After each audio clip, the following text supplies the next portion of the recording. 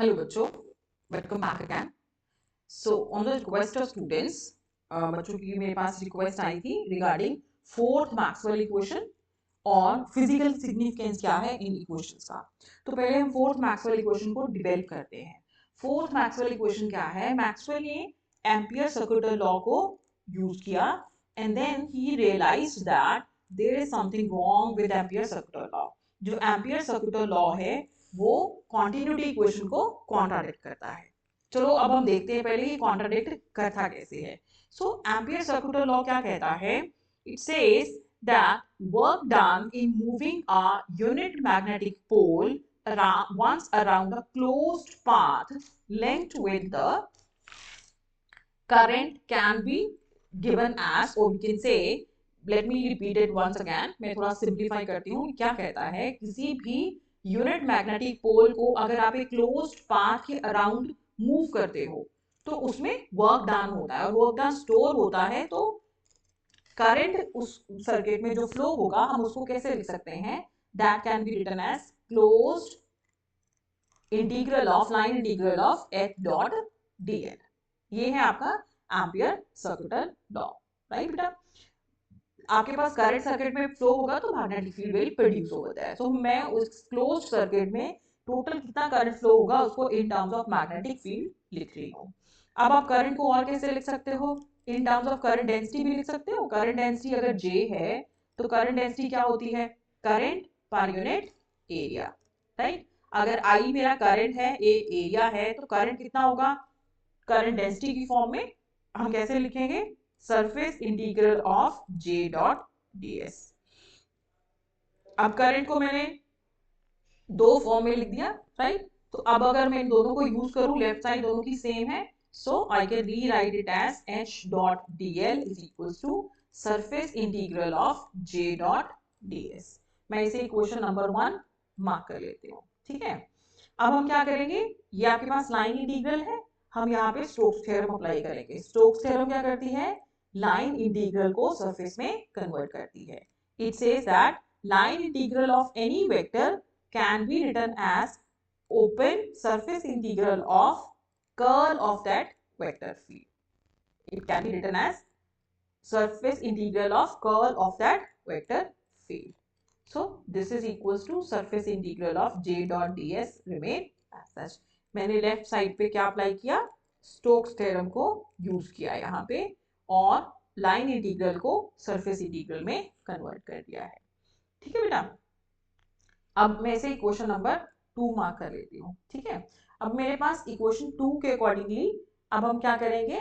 देखें तो दोनों तरफ सरफेस इंटीग्रल है, ओपन है, सो मैं इसे कैसे लिख सकती हूँ? Del cross h is equals to जे।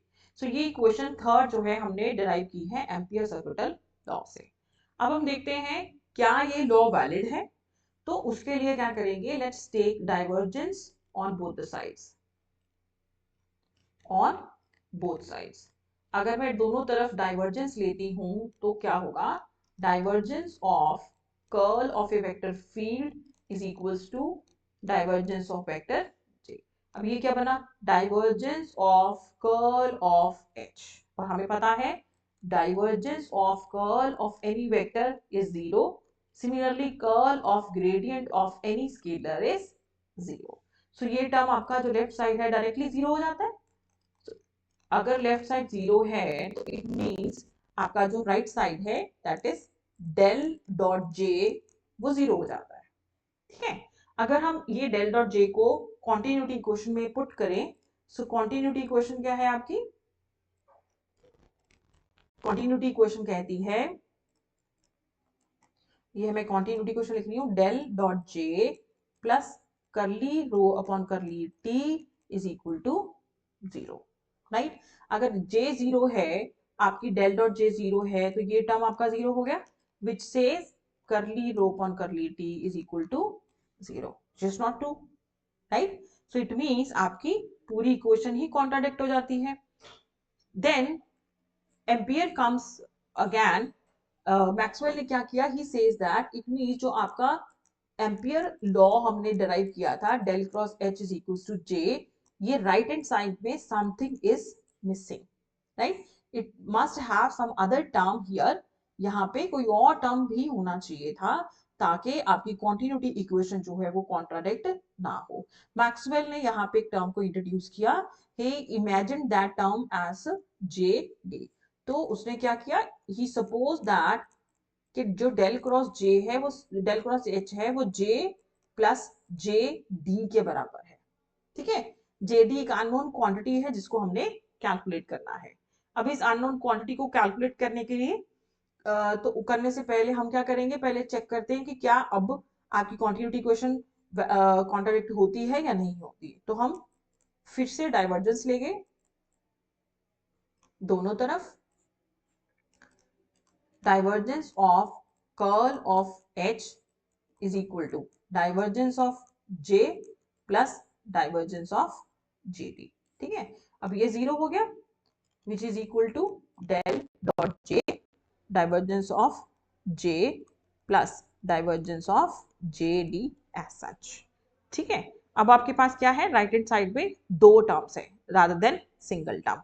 तो मैं इसको कैसे लिख सकती हूँ, इट मीन्स आपका जो डेल डॉट जे डी है वो किसके बराबर हो गया, minus of del dot j. मैंने ये इस तरफ रखा और इसको इस तरफ ले आई हूँ। ठीक है, और डेल डॉट जे किसके बराबर है, करली रो बाय करली टी के बराबर है, माइनस करली रो बाय करली टी। सो ये बन गया करली rho upon curly t. Continuity equation के accordingly del dot j plus curly rho by curly t zero होता है। सो डेल डॉट जे क्या हुआ, माइनस करली रो बाय करली टी के बराबर हो गया।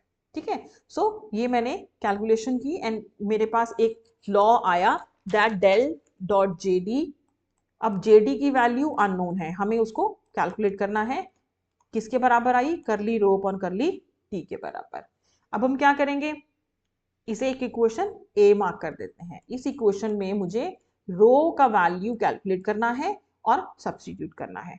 रो का वैल्यू कैसे कैलकुलेट करेंगे, फर्स्ट इक्वेशन क्या है हमारी Maxwell equation, del dot e is equal to rho by epsilon naught, और रो किसके बराबर हो गया, डेल डॉट, मैं एप्सिलॉन नॉट को यहाँ ई के साथ मल्टीप्लाई कर देती हूँ, राइट, और एप्सिलॉन नॉट ई किसकी वैल्यू है, डिस्प्लेसमेंट वेक्टर की। सो ये हो गया डेल डॉट डी के बराबर। सो हम क्या करते हैं, इक्वेशन ए में पुट करते हैं। So del dot j d is equals to curly by curly t of del dot d. अब इसमें हमें पता है जो स्पेस वेक्टर और जो स्पेस डेरिवेटिव है, टाइम डेरिवेटिव है, ये इंडिपेंडेंट होते हैं। तो इसको कैसे लिख सकते हो, डेल डॉट करली डी अपॉन करली टी, हम इनको इंटरचेंज कर सकते हैं। ठीक है, तो यहां से हमारे पास वैल्यू आई डेल डॉट जे डी जो है वो डेल डॉट करली डी अपॉन करली टी के बराबर है। ठीक है, तो यहां से जे डी का वैल्यू आ गया करली डी अपॉन करली टी। अब ये जे डी का जो वैल्यू है हम क्या करेंगे, अपनी इक्वेशन में पुट कर देंगे। कौन सी इक्वेशन में, इस इक्वेशन में जो हमने इमेजिन की थी। डेल क्रॉस एच किसके बराबर है, जे प्लस जे डी के बराबर है।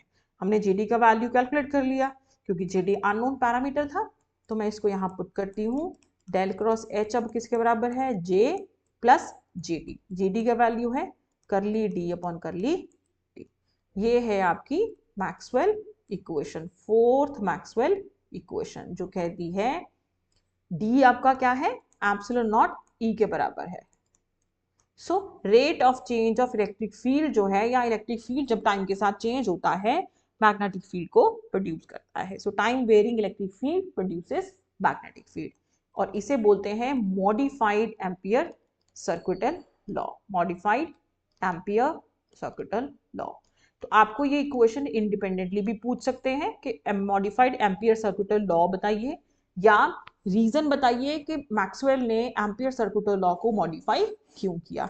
तो आप इसको क्लियरली बता सकते हो कि जब आपने यहाँ डाइवर्जेंस को लिया एम्पियर सर्किटल लॉ की फॉर्म में, तो हमारे पास कॉन्टिन्यूटी इक्वेशन जो है वो इनवैलिड हो जाती है, कॉन्ट्राडिक्ट हो जाती है, और कॉन्ट्राडिक्शन नहीं होनी चाहिए। तो इसलिए हमें डेल क्रॉस एच जो है वो सिर्फ जे के बराबर नहीं होगा, यहाँ पे कोई और टर्म भी आएगी, और ये टर्म मैक्सवेल ने इंट्रोड्यूस की थी और उसी ने एम्पियर सर्किटल लॉ को मॉडिफाई किया था, राइट।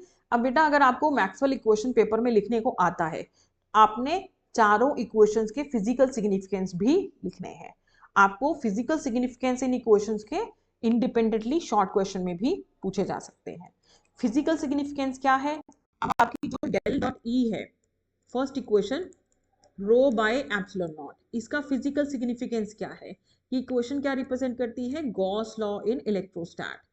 क्या कहता है गॉस लॉ इन इलेक्ट्रोस्टैट? के सिंगल चार्जेस जो है, in case of electrostat single charges जो है एग्जिस्ट करते हैं, पॉइंट चार्जेस एग्जिस्ट करते हैं, तभी तो इलेक्ट्रिक फील्ड की जो डाइवर्जेंस है वो नॉन जीरो रहती है, राइट? इलेक्ट्रिक फील्ड की डाइवर्जेंस नॉन जीरो रहती है। आपको पता है अगर ये प्लस क्यू चार्ज है और यहाँ माइनस क्यू चार्ज है, तो फील्ड जो होगा प्लस से माइनस साइन की तरफ ट्रेवल करेगा। हमें इसका स्टार्ट पता है, एंड पता है, ये क्लोज लूप की फॉर्म में नहीं है। तो जो ई का डाइवर्जेंस होगा वो कभी भी जीरो नहीं होगा। डाइवर्जेंस जीरो कब होता है? जब आपको किसी भी लाइन का, लेट्स से फील्ड लाइन का, आपको स्टार्ट और एंड पॉइंट नहीं पता होता, राइट? अगर वो क्लोज लूप की फॉर्म में होता है, सो इट मीन्स जहां से जितना स्टार्ट हुआ, जहां से स्टार्ट हुआ वहीं पे एंड हो गया। सो आपका स्टार्ट और एंड पॉइंट आप कभी आइडेंटिफाई नहीं कर पाओगे, और उस केस में डाइवर्जेंस आपका जीरो हो जाता है। सेकेंड इक्वेशन क्या कहती है? डेल डॉट बी जो है वो जीरो है। इसे बोलते हैं Gauss law in magnetostat. Gauss law in magnetostat ना, जैसे इलेक्ट्रोस्टैट के केस में आपके पास सिंगल चार्जेस एग्जिस्ट करते हैं, राइट? ऐसे ही मैग्नेटोस्टैट में आपके पास सिंगल पोल एग्जिस्ट नहीं करते। अगर आप एक मैग्नेट लो और उसको ब्रेक कर दो, राइट, तो आपके पास क्या होगा? दो स्मॉल मैग्नेट्स बन जाएंगे। ऐसा कभी नहीं होगा कि आपके पास नॉर्थ पोल अलग हो जाए और साउथ पोल अलग हो जाए। तो आपके पास दो स्मॉल मैग्नेट्स फर्दर बन जाएंगे। आप फिर मैग्नेट को तोड़ोगे तो और छोटे मैग्नेट्स बन जाएंगे, पर कभी भी आप नॉर्थ या साउथ पोल को अलग नहीं कर सकते। सो हम क्या कह सकते हैं? गॉस लॉ मैग्नेटोस्टैट में क्या कहता है कि मोनोपोल्स जो है in case of magnetostat exist नहीं करते, does not exist in magnetostat. Monopoles exist नहीं करते। यही इस इक्वेशन का सिग्निफिकेंस है। थर्ड इक्वेशन क्या कहती है? Del cross e is equals to minus curly b upon curly t. ये इक्वेशन क्या रिप्रेजेंट करती है कि टाइम वेरिंग मैग्नेटिक फील्ड जो है वो इलेक्ट्रिक फील्ड को प्रोड्यूस करता है।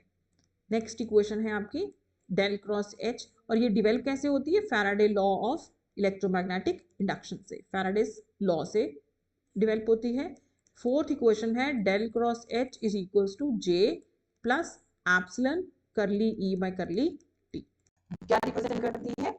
कि आपका जो इलेक्ट्रिक फील्ड जब टाइम के साथ चेंज होता है वो मैग्नेटिक फील्ड को प्रोड्यूस करता है। Time varying electric field produces magnetic field, और ये है आपका modified Ampere circular law. Modified Ampere circular law. तो ये इन चारों इक्वेशंस के फिजिकल सिग्निफिकेंस हैं, जो आप इक्वेशन के स्टार्टिंग में, आर्टिकल की स्टार्टिंग में भी लिख सकते हैं, राइट? सो अगर आपकी कोई और क्वेरी होगी, so we will discuss in next lecture. और जो मैं नेक्स्ट लेक्चर दूंगी आपको, उसमें हम लोग यही मैक्सवेल इक्वेशंस को, और we can say electromagnetic wave equation develop करेंगे इन फ्री स्पेस में। तो ये मैक्सवेल इक्वेशन कैसे ट्रांसफॉर्म होगी, then we will see. Thank you.